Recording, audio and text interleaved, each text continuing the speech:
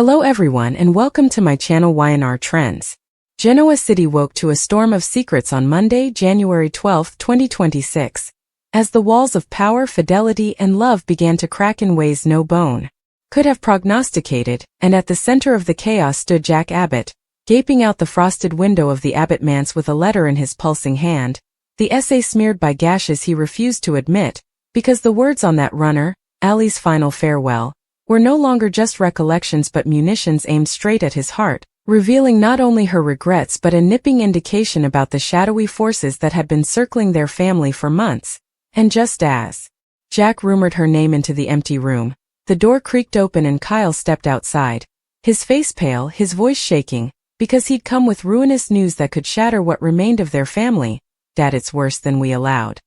Victor knows everything." And in that moment, Jack felt the weight of decades of contest crash down on him like a tidal surge, knowing the Newman primogenitor collected secrets without a reason, especially not Bones, that could destroy Abbott Enterprises. Meanwhile, across the city, Victor Newman sat in his dimly lit study like a king surveying a battleground, his piercing eyes fixed on a digital trail containing explosive substantiation of Jack's retired dealings, Kyle's fiscal manipulations, and a mysterious coastal account that led straight back to a dangerous alliance with a man no bone. In Genoa City wanted to cross Matt, the ruthless driver whose name had come synonymous with treason, exposure, and bloodshed, and as Victor sluggishly poured himself a drink, he muttered, "Checkmate, Jack," ignorant that his own conglomerate was formerly under siege from within, because Nikki, standing quietly behind him, had just uncovered evidence that Victor's most trusted assistant had been oohing classified Newman data to an unknown buyer. And her heart pounded as she realized.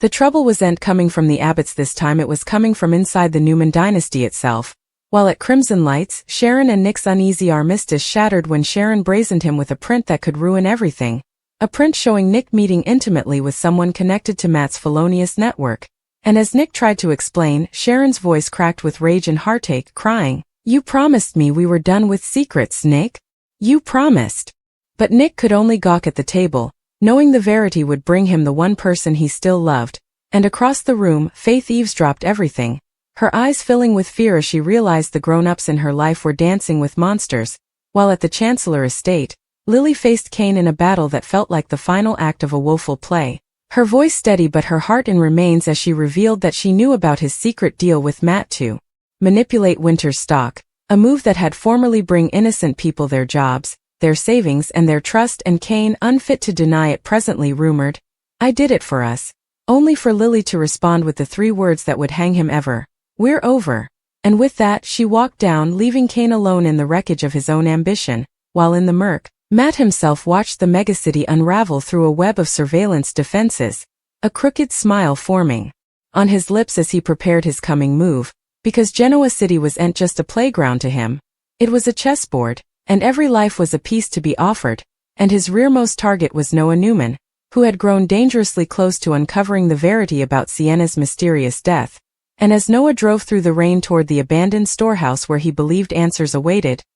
he'd no idea that Matt's men were formally closing in, munitions loaded, orders clear, because some secrets were no way meant to see the light of day. And at the same time, Victoria Newman stood in her office gaping at a document that could shift the balance of power ever. Proof that Adam had intimately acquired controlling shares in an attachment Victor allowed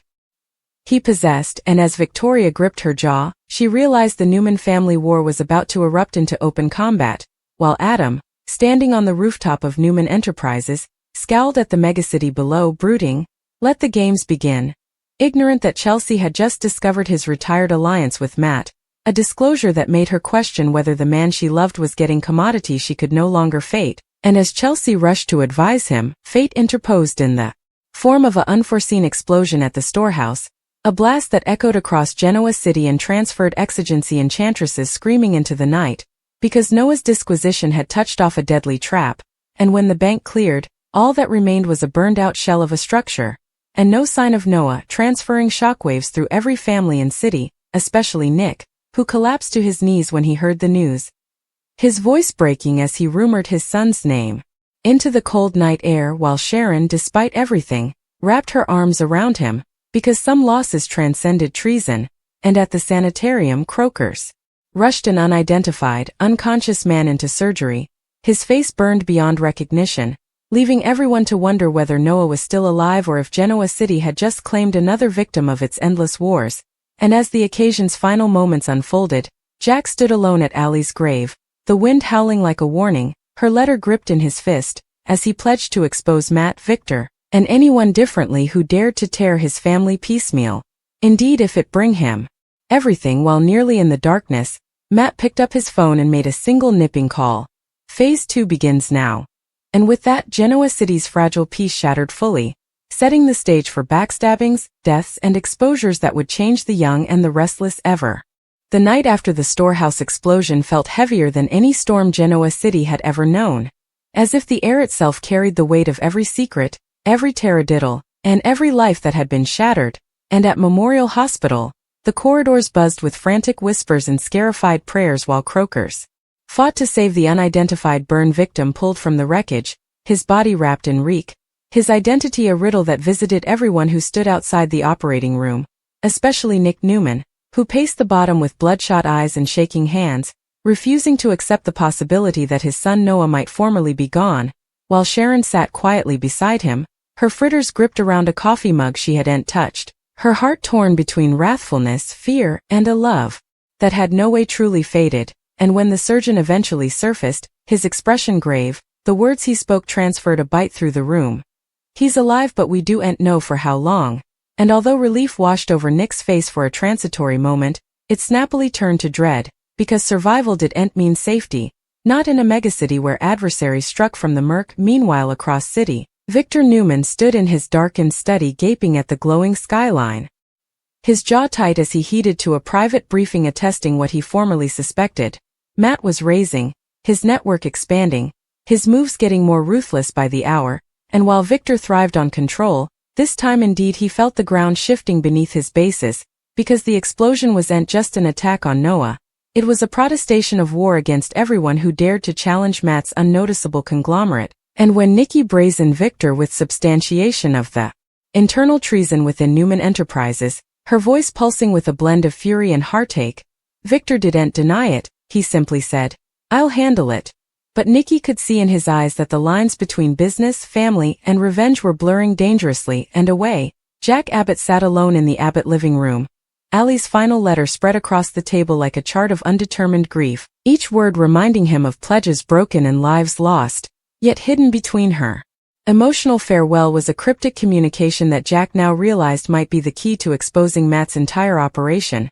A communication that substantiated a silent mate with deep roots in Genoa City's most important families, and as Jack traced the letters with his cutlet, an intimidating possibility took shape in his mind. What if the adversary wasn't just a stranger, but someone they trusted, someone who had been smiling at them all on? And at that veritably moment, Kyle burst through the door with urgency in his voice, revealing he'd uncovered a trail of fiscal transfers leading from a Newman attachment to one of Matt's coastal accounts. A discovery that could enkindle a commercial war unlike any ahead, but also put a massive target on Kyle's back, because Matt didn't tolerate loose ends. While across the megacity, Adam Newman stood on the rooftop of Newman Enterprises, the wind whipping around him as he spoke into his phone with quiet intensity. His words precisely chosen, his tone undecipherable, because Adam was walking a dangerous line between ambition and destruction, and although Chelsea believed she could still reach the man he used to be, she felt her faith worsening when she discovered just how deep Adam's connection to Matt really went,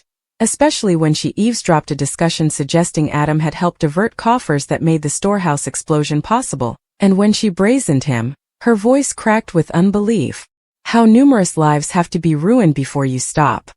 Adam didn't answer because for the first time indeed he wasn't sure where his choices were leading, and as the night stretched on, Kane Ashby sat alone in his dark office, gaping at Lily's last communication on his phone, her words echoing in his mind like a final verdict, because his deal with Matt had bring him everything that truly signified, and although he told himself it was for power, for success, for their future,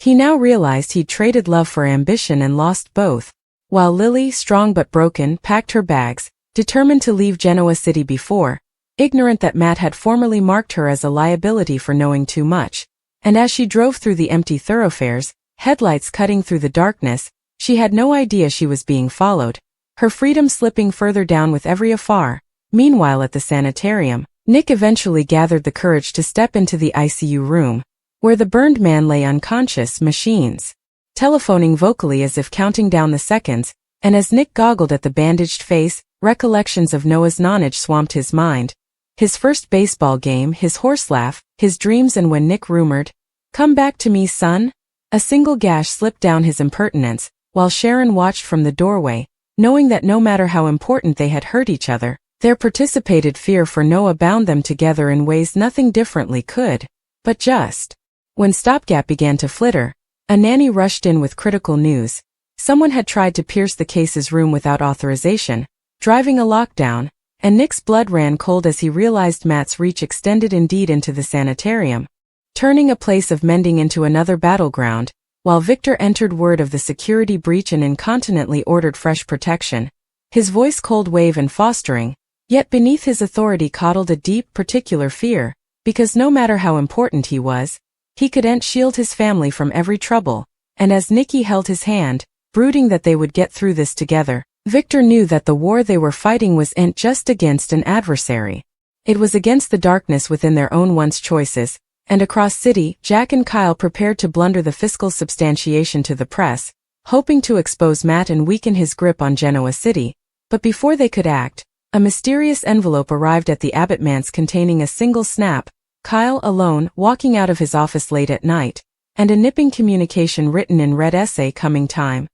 He wa'n't walk down." And the warning was clear: Matt was watching and he was ready to strike. While at Crimson Lights, Sharon entered a call that made her heart stop. The sanitarium case's fingerprints had eventually been linked, and although the results weren't public yet, the tone of the officer's voice told her everything. This wasn't going to end well, and as she rushed back to Nick's side, she could feel the megacity ending in around them, its secrets tensing like a mesh. And when the croaker eventually revealed the verity, the room fell silent. The man in the ICU wasn't Noah, but one of Matt's associates, burned beyond recognition in the explosion, which meant Noah had faded without a trace, leaving behind nothing but bank questions, and the intimidating possibility that he was now in Matt's hands. And Nick's laugh echoed down the sanitarium corridor as the weight of that reality crushed him, while Sharon cleaved to him, her own gashes falling freely because some agonies didn't end, they only evolved. And as Genoa City reeled from the disclosure, Matt sat comfortably in an isolated position,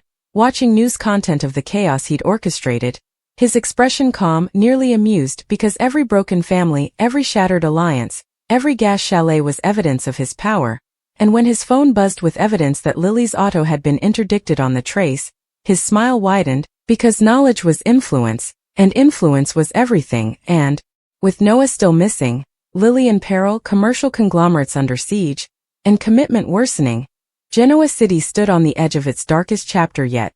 ignorant that the coming move in Matt's game would claim a life no bone was ready to lose, changing the young and the restless ever face screaming in fear. Fire. The dawn that broke over Genoa City felt colder than any winter morning in memory, not because of the temperature, but because of the devastating truth now haunting every corner of the city. Noah Newman was still missing, Lily Winters had vanished without a trace, and the invisible hand controlling it all was growing bolder by the hour. And as the sun rose, Nick Newman sat alone in his living room, surrounded by unopened messages and unanswered calls, his eyes hollow from a night of grief that never seemed to end, because the realization that his son had not been in that hospital bed meant something far worse. Noah was alive, but in the hands of a man who treated human lives like disposable chess pieces. And when Sharon arrived, her face pale with fear yet determined, she told Nick what he already knew in his heart. They had to stop waiting and start fighting, even if it meant confronting the darkest forces Genoa City had ever faced.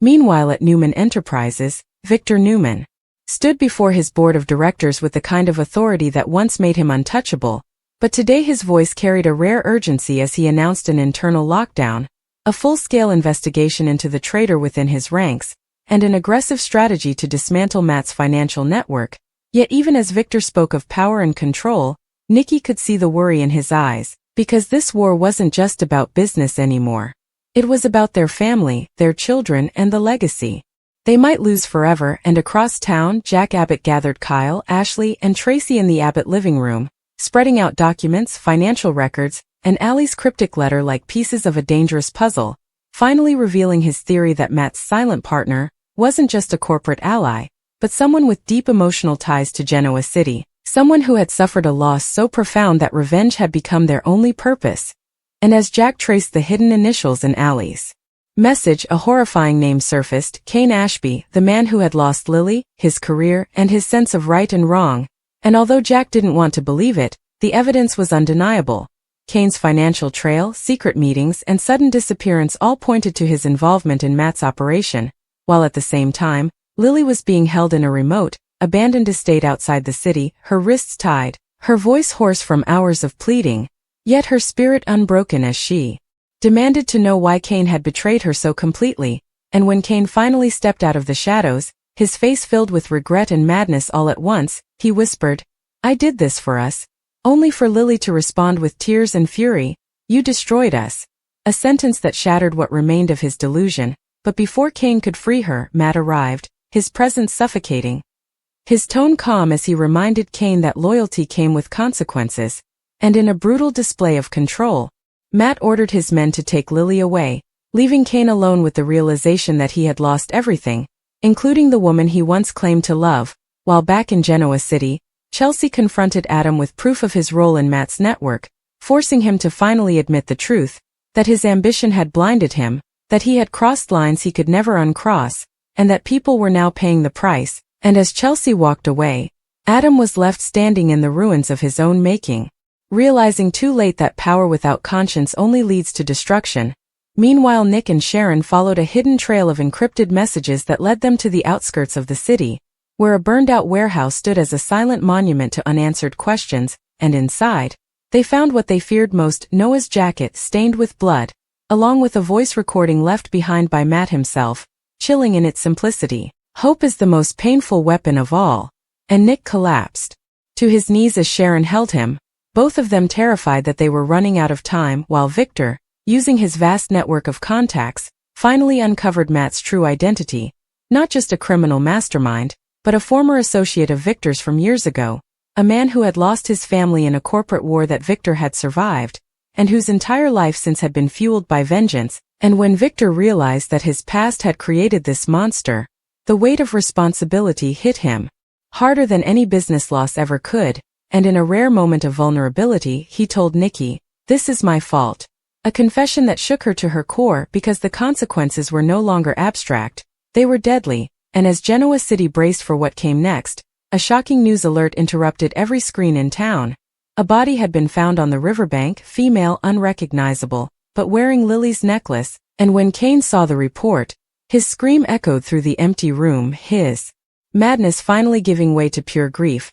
because the world he tried to control had taken the one person he could never replace, while at the same time, Matt's empire began to crumble as Jack, Victor, and the authorities launched a coordinated strike against his financial operations, freezing accounts, exposing allies, and dismantling the network piece by piece. Yet Matt remained at large, watching the chaos unfold with a twisted sense of satisfaction, because even in defeat, he had succeeded in what he wanted most, breaking Genoa City's most powerful families from the inside. And just when it seemed the nightmare was ending, Nick received a final message on his phone, a live video feed showing Noah, bruised but alive, whispering, "Dad, I'm sorry," before the screen went black, sending Nick into a desperate race against time. But by the time authorities reached the location, it was too late. Noah was gone, leaving behind nothing but an empty room and a city full of unanswered prayers. And as the final scenes played out, Jack stood at Ali's grave, Nick stood at the riverbank where Lily's necklace was found, Victor stood alone in his office staring at a city he could no longer fully protect, and Sharon stood in the quiet of crimson lights, realizing that some wounds never heal, because Genoa City would survive as it always did, but the scars left behind by betrayal, ambition, and loss would forever shape the lives of the young and the restless. Broken Heart Fire.